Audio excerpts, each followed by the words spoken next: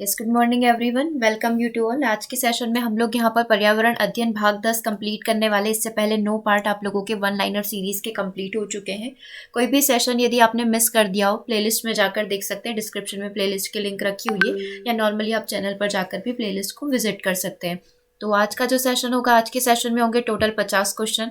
ठीक है, वो ही पर्यावरण से रिलेटेड ही आपके टोटल 50 क्वेश्चन रहेंगे। कुछ नेशनल पार्क रहेंगे। इस तरीके से पूरा सेशन आपका रहेगा। सेशन को आपको बिल्कुल ध्यान से देखना है। यदि आप कोई भी चीज़ नोट डाउन करें तो बिल्कुल शॉर्ट में आप चीज़ों को नोट डाउन कर सकते हैं, ताकि एग्जाम टाइम पे आपको सिर्फ चीज़ों को रिवाइज करना रहे। राइट। एक इन्फॉर्मेशन आप सभी के लिए, यदि आप फर्स्टली चैनल पर न्यू हैं तो आप चैनल को सब्सक्राइब कर लीजिए, ताकि इसी तरीके से जो आपकी मॉर्निंग 6 AM क्लासेस हो रही है और जो 6 PM क्लासेस होती है और दिन में जो आपकी 2 PM क्लासेस होती है, उसकी नोटिफिकेशन आप तक पहुंच जाए। ओके। और बेल आइकन में आप सब्सक्राइब पर ऑल पर क्लिक कर देंगे, जिसकी वजह से क्या होगा, कोई भी वीडियो आपका मिस नहीं होगा। और यदि आप सीडीपी और ईवीएस के नोट्स बाय करना चाहते हैं, सीडीपी के चैप्टर वाइज, ईवीएस के चैप्टर वाइज क्वेश्चन सीरीज भी यदि आप बाय करना चाहते हैं, तो आप हमसे संपर्क कर सकते हैं 7770803840 पर व्हाट्सएप करके आप सारी डिटेल प्राप्त कर सकते हैं। या फिर आप विजिट कर सकते हैं वेबसाइट को www.globalworldacademy.com करके। globalworldacademy.com करके एक वेबसाइट है, इस पर जाकर आप सारी डिटेल प्राप्त कर सकते हैं चैनल से रिलेटेड। सेशन को अब हम लोग यहाँ पर स्टार्ट करेंगे। सबसे पहला पॉइंट आज के सेशन का, इकोलॉजी शब्द का प्रयोग जो है, हमारा जो इकोलॉजी शब्द है, इस शब्द का सर्वप्रथम प्रयोग किसके द्वारा किया गया था, तो अर्नेस्ट हैकेल के द्वारा किया गया था। अर्नेस्ट हैकेल ने ही सबसे पहले इकोलॉजी शब्द का प्रयोग किया था। और कब किया था? 1869 में किया था। पारिस्थितिकी वह विज्ञान है जिसके अंतर्गत समझ जीवों तथा भौतिक पर्यावरण के मध्य उनके अंतर संबंधों को समझा जाता है। क्या बताया गया है इसके अंदर?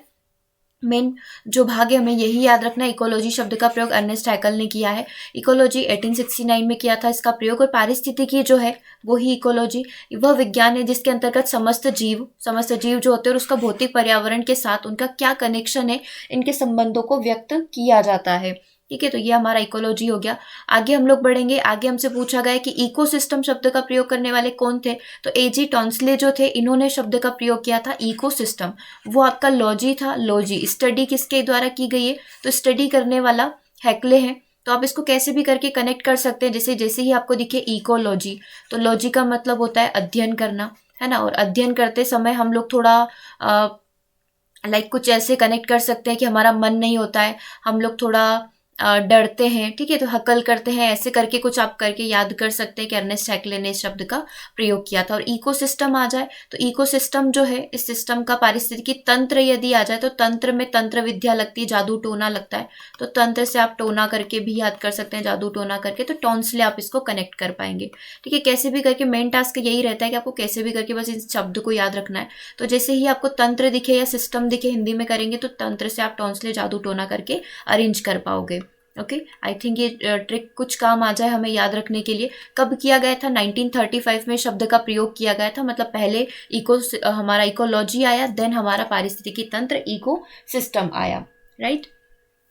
इसमें क्या होता है, पारिस्थितिकी तंत्र भौतिक तंत्रों का एक विशेष प्रकार होता है। इसकी रचना जैविक तथा अजैविक संगठनों से होती है। ये एक प्रकार का खुला तंत्र होता है, एक ओपन सिस्टम होता है, जिसमें जैविक तत्व भी होते हैं और अजैविक तत्व भी होते हैं। ये मिलकर ही पूरे पारिस्थितिकी तंत्र का निर्माण करते हैं। ठीक है, तो समझ में आया इकोलॉजी क्या होता है और हमारा इको सिस्टम क्या होता है। इकोलॉजी जस्ट एक स्टडी पारिस्थितिकी हो गया। ठीक है, हैकले लेकर आए थे। और इको जो हमारा सिस्टम हो गया, तंत्र जो हो गया, कौन लेकर आए थे? टॉन्सलेस को लेकर आए थे। चलिए आगे हम लोग यहाँ पर बढ़ेंगे। बायोस्फीयर रिजर्व शब्द का सर्वप्रथम प्रयोग किसके द्वारा किया गया था? एडवर्ड सुएज जो है, इनके द्वारा जो है बायो रिजर्व शब्द का प्रयोग किया गया था। अगले पॉइंट की बात करेंगे। प्रोजेक्ट टाइगर जो है, कब स्टार्ट किया गया था? 1973 में प्रोजेक्ट टाइगर की शुरुआत की गई थी। भारत का पहला राष्ट्रीय जैविक उद्यान कहाँ पर स्थित है? तो भारत का राष्ट्रीय जैविक उद्यान जो है, नई दिल्ली में स्थित है। भारत का सर्वप्रथम राष्ट्रीय उद्यान कौन सा? जैविक अलग होगा। और सर्वप्रथम राष्ट्रीय उद्यान की बात करेंगे तो जिम कॉर्बेट राष्ट्रीय उद्यान, जो कि उत्तराखंड में स्थित है, 1921 स्थापना वर्ष। ठीक है, यूनेस्को द्वारा man and biosphere programme, MAB का फुल फॉर्म भी पूछा जा सकता है। तो मेन एंड बायोस्फीयर प्रोग्राम क्या है और इसकी शुरुआत कब की गई थी? तो इसका यूनेस्को का मेन एंड बायोस्फीयर कार्यक्रम का मुख्य उद्देश्य लोगों एवं उनके पर्यावरण के संबंध, उनके मध्य जो संबंध है, उसको सुधारने के लिए किया गया था, ताकि लोग जो है पर्यावरण से अच्छे तरीके से कनेक्ट हो सके। और 1971 में इसकी शुरुआत की गई थी। राइट। अगला पॉइंट है क्वेश्चन नंबर 8, ग्रेट हिमालय राष्ट्रीय पार्क। द ग्रेट हिमालय राष्ट्रीय पार्क जिसे यूनेस्को के विश्व धरोहर में शामिल किया गया, वो कहाँ पर स्थित है? तो हिमालय से आप कनेक्ट कर पाएंगे, हिमाचल प्रदेश में स्थित है। भारत में ताजे पानी की सबसे बड़ी झील कौन सी है? तो लोकटक झील ताजे पानी की सबसे बड़ी झील है, जो कि कहाँ पर स्थित है? मणिपुर में स्थित है। कौन सा राज्य साइबेरियन सारस के लिए आदर्श प्राकृतिक स्थान निवास स्थान माना जाता है? तो राजस्थान का जो साइबेरियन सारस के लिए निवास स्थान इसको माना जाता है। अगला पॉइंट है, भारत में स्थित कौन सा नेशनल पार्क विश्व का एकमात्र फ्लोटिंग नेशनल पार्क है? फ्लोटिंग मतलब बहता हुआ, ऐसा लगता है कि वो नेशनल पार्क ना तैर रहा है, क्योंकि इस तरीके से वो बीच में है। तो मणिपुर में स्थित केयुबुल लामजाओ नेशनल पार्क, इसका नेशनल पार्क का नाम है केयुबुल लामजाओ नेशनल पार्क। विश्व का, अपने भारत का ही नहीं, इवन विश्व का एकमात्र फ्लोटिंग नेशनल पार्क है। ठीक है, इस तरीके से ये बीच में नेशनल पार्क है, तो ऐसा लगता है तैरता हुआ है। ऐसे बहुत सारे क्वेश्चन बनते हैं कि भारत का कौन सा एकमात्र ऐसा बैंक है जो तैरता हुआ, फ्लोटिंग बैंक हो गया, तैरता हुआ एटीएम हो गया। ठीक है, तो इस तरीके से बहुत सारे क्वेश्चन बनते हैं। फ्लोटिंग वाली चीज़ें, बहती हुई चीज़ें थोड़ी नई हो जाती है, यूनिक भी हो जाती है। अगला पॉइंट है, विश्व की सबसे बड़ी प्रवाल भित्ति जो है कौन सी है? तो ऑस्ट्रेलिया में स्थित द ग्रेट बैरियर रीफ जो है विश्व की सबसे बड़ी प्रवाल भित्ति इसको माना जाता है। उत्तराखंड में मनाया जाने वाला हरेला पर्व जो है किससे संबंधित है? तो उत्तराखंड में मनाया जाने वाला जो हरेला उत्सव मनाया जाता है वो पौधारोपण से संबंधित है। उत्तराखंड में बहुत सारे उत्सव ऐसे मनाए जाते हैं जो काफ़ी ज़्यादा यूनिक होते हैं। शादी के समय पौधा लेकर अपने नए घर में प्रवेश करना, वहाँ पर पानी की पूजन करना, तो पानी को भी उतनी महत्ता दी जाती है, पर्यावरण को भी उतनी ही महत्ता दी जाती है। तो ये हरेला पर्व पौधारोपण से संबंधित है। खाद्य चेन, खाद्य श्रृंखला फूड चेन क्या होती है? तो खाद्य श्रृंखला फूड चेन में मानव प्राकृतिक एवं द्वितीयक उपभोक्ता दोनों होते हैं, क्योंकि यह एक शाकाहारी व मांसाहारी दोनों प्रकार के खाद्य ग्रहण कर सकता है। मानव की भूमिका क्या होती है? तो मानव इसमें प्राथमिक एवं द्वितीयक उपभोक्ता दोनों की श्रेणी में आता है, क्योंकि मानव शाकाहारी भी है और मांसाहारी भी। फूड चेन हम लोग जानते हैं, उत्पादक उपभोक्ता अपघटक इस तरीके से पूरी बनती है। देन फिर उपभोक्ता में प्राथमिक उपभोक्ता, द्वितीयक उपभोक्ता, तृतीयक उपभोक्ता इस तरीके से आ जाएंगे। आगे हम लोग बात करेंगे दो भिन्न समुदायों के बीच की जो संक्रांति होती है उस क्षेत्र को क्या कहा जाता है? जहाँ पर दो भिन्न भिन्न समुदाय मिलते हैं, चाहे एक जंगल हो गया और जंगल के बाद का पानी हो गया, ठीक है, या फिर झाड़ियाँ हो गई, बहुत सारी झाड़ियाँ, कटीली झाड़ियाँ, और उसके बाद डायरेक्टली वृक्ष वन स्टार्ट हो गए, वन वाले स्टार्ट हो गए, तो ये चीज़ें क्या कहलाती है? ये चीज़ें इकोटोन यहाँ पर कहलाएगी। अगला पॉइंट है, कौन सा वृक्ष पारिस्थितिकी आतंकवादी माना जाता है? पारिस्थितिकी तंत्र जो उसके लिए खतरा माना जाता है, तो यूकेलिप्टस को माना जाता है। ठीक है, यूकेलिप्टस क्या है हमारा?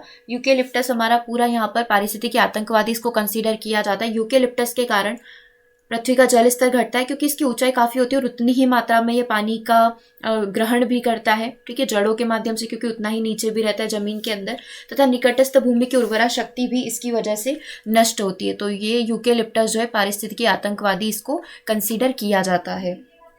अगला पॉइंट है, कौन सा पारिस्थितिकी तंत्र पृथ्वी के सर्वाधिक क्षेत्रफल पर फैला हुआ है? तो हमने देखा है कि सबसे बड़ा तंत्र कौन सा होगा? महासागरीय, क्योंकि सबसे ज़्यादा जगह पर वो ही फैला हुआ है, तो सबसे बड़ा भी इसे माना जाता है और सबसे ज़्यादा आपको डाइवर्सिटी, बायोडाइवर्सिटी जो है वो यही देखने को मिलेगी और सबसे बड़ा भी इसको माना जाएगा। कौन सा पारिस्थितिकी तंत्र सर्वाधिक स्थायी पारिस्थितिकी तंत्र है? तो सर्वाधिक स्थायी भी महासागरीय पारिस्थितिकी तंत्र ही होगा। पारिस्थितिकी तंत्र में उच्चतम पोषण स्तर प्राप्त होता है। किसको उच्चतम पोषण स्तर प्राप्त होता है? तो सर्वाहारी को उच्चतम पोषण स्तर यहाँ पर प्राप्त होता है, क्योंकि यह शाकाहारी और मांसाहारी दोनों तरीके के भोज्य पदार्थों को ग्रहण करते हैं, जिसकी वजह से उनको उच्चतम पोषण स्तर प्राप्त होता है। लाइक मनुष्य सर्वाहारी, क्योंकि वो शाकाहारी भी है और मांसाहारी भी है, तो इस सबसे ज्यादा उच्चतम पोषण स्तर इनमें रहता है। अगला पॉइंट है, पारिस्थितिकी के जनक किसे माना जाता है? तो पारिस्थितिकी के जनक जर्मन वैज्ञानिक अर्नेस्ट हैकेल को माना जाता है। इन्होंने ही सबसे पहले पारिस्थितिकी शब्द का प्रयोग किया था, अभी हम लोग रीड किए। अगला पॉइंट है, पारिस्थितिकी तंत्र की संकल्पना किसके द्वारा की गई? तो एजी टॉन्सले के द्वारा पारिस्थितिकी तंत्र की संकल्पना की गई थी। अगला पॉइंट है, पारिस्थितिकी स्थायी आवास है, यह किस आंदोलन का नारा है? तो चिपको आंदोलन के द्वारा जो है पारिस्थितिकी एक स्थायी अर्थव्यवस्था है, ये नारा दिया गया था। आंसर आपका हो जाएगा चिपको आंदोलन। ठीक है, और पारिस्थितिकी स्थायी आवास है, यह नारा किसके द्वारा दिया गया, ये भी अगर आपसे पूछ लिया जाए तो यह नारा दिया गया सुंदरलाल बहुगुणा के द्वारा। अगला पॉइंट आपकी स्क्रीन पर है, कौन से वनों में सर्वाधिक जैव विविधता पाई जाएगी? जो उष्णकटिबंधीय वर्षा वन है वहां पर आपको सबसे ज्यादा बायोडाइवर्सिटी देखने को मिल सकती है। द ग्रेट इंडियन हॉर्नबिल मुख्यतः भारत के किस क्षेत्र में पाए जाते हैं? तो भारत में द ग्रेट इंडियन हॉर्नबिल पश्चिमी घाट क्षेत्र में पाए जाएंगे। ठीक है, द ग्रेट हिमालय वाला जो था हमारा नेशनल पार्क वो अलग है हिमाचल प्रदेश में, द ग्रेट इंडियन हॉर्नबिल की पूछा गया। हॉर्नबिल उत्सव भी मनाया जाता है, हालांकि ये नागालैंड, मणिपुर उस साइड मनाया जाता है। ठीक है, तो आप ये ध्यान रख सकते हैं, क्योंकि ऐसा हुआ है नागालैंड में मनाया जाता है, लेकिन लास्ट ईयर जो है वो मणिपुर में भी मनाया गया था, तो थोड़ा सा इंटर कनेक्ट करना पड़ेगा चीज़ों को। अगला क्वेश्चन आपकी स्क्रीन पर है, नेपाल तथा भारत में वन्य जीव संरक्षण प्रयासों के रूप में सेव नामक एक संगठन प्रारंभ किया गया था। ठीक है, इस सेव का उद्देश्य क्या था? सेव करके एक प्रोग्राम चलाया गया था नेपाल और भारत के बीच में, जहां पर टाइगर को संरक्षित करने की बात की गई थी कि हम लोग क्या करेंगे, टाइगर का संरक्षण करेंगे। एक इसी तरीके से एक प्रोग्राम भी था सॉस करके, वो भी टाइगर के संरक्षण के लिए ही था। अगले क्वेश्चन की बात हम लोग करते हैं, आंध्र भारत में सबसे बड़ा बाघ आवास कहाँ पर स्थित है? तो आंध्र प्रदेश में स्थित नागार्जुन सागर जो श्रीशैलम टाइगर रिजर्व है, वो सबसे बड़ा बाघ आवास माना जाता है। विश्व में सबसे बड़ी प्रवाल भित्ति किस देश के तट के निकट पाई जाती है? अभी हमने देखा ऑस्ट्रेलिया के निकट द ग्रेट बैरियर रीफ विश्व की सबसे बड़ी प्रवाल भित्ति है। ऑस्ट्रेलिया के पूर्वी भाग पर कोरल सागर में एक अवरोधक प्रवाल भित्ति है, इसे 1981 में यूनेस्को के विश्व धरोहर के अंतर्गत सम्मिलित किया गया था। तो ये है विश्व की सबसे बड़ा प्रवाल भित्ति, और 1981 में इसको यूनेस्को के द्वारा हमारे जो हेरिटेज धरोहर है उसमें भी शामिल कर लिया गया है। अगला पॉइंट है, कौन सा बाघ आरक्षित क्षेत्र 2 राज्यों में स्थित है? 2 राज्यों में एक ही बाघ आरक्षित है, क्योंकि वो सीमा पर होगा। तो हमारा जो पेंच बाघ राष्ट्रीय उद्यान है, ये मध्य प्रदेश में भी है और साथ ही महाराष्ट्र में भी स्थित है, तो इसको आप कनेक्ट करेंगे। अगला है काजीरंगा राष्ट्रीय उद्यान, हमें पता है एक सिंग वाले गेंडे के लिए प्रसिद्ध है। गर्म पानी अभ्यारण्य किस राज्य में स्थित है? तो गर्म पानी का अभ्यारण्य जो है असम में स्थित है। नामदफा अभ्यारण्य जो है वो कहाँ पर स्थित है? तो नामदफा अभ्यारण्य अरुणाचल प्रदेश में स्थित है। बुक्सा बाग परियोजना भारत के किस राज्य में? तो बुक्सा बाग परियोजना पश्चिम बंगाल में है। ठीक है, सुंदरबन राष्ट्रीय उद्यान भी वहीं पर है।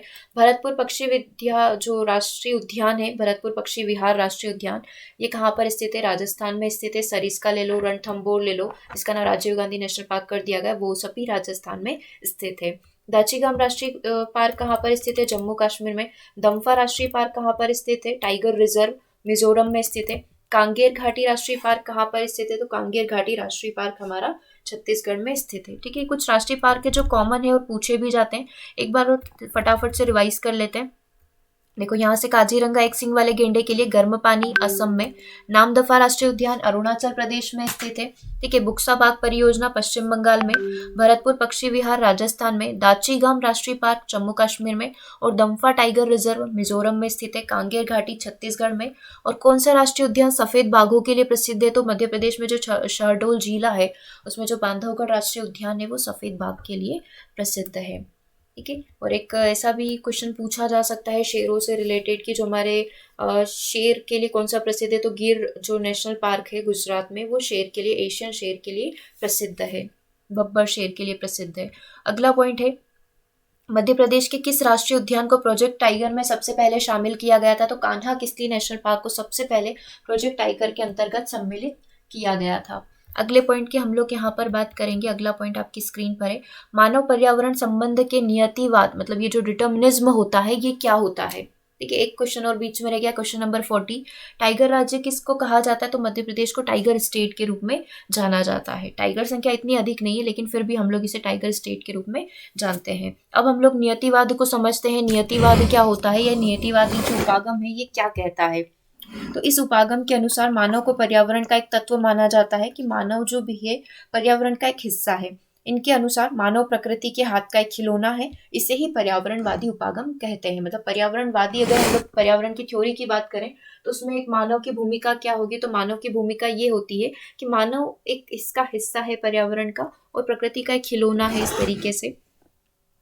अगले पॉइंट की हम लोग बात करेंगे, पॉसिबिलिज्म क्या होता है, संभववादी क्या होते हैं? संभववादी उपागम एक तरीके का उपागम होता है।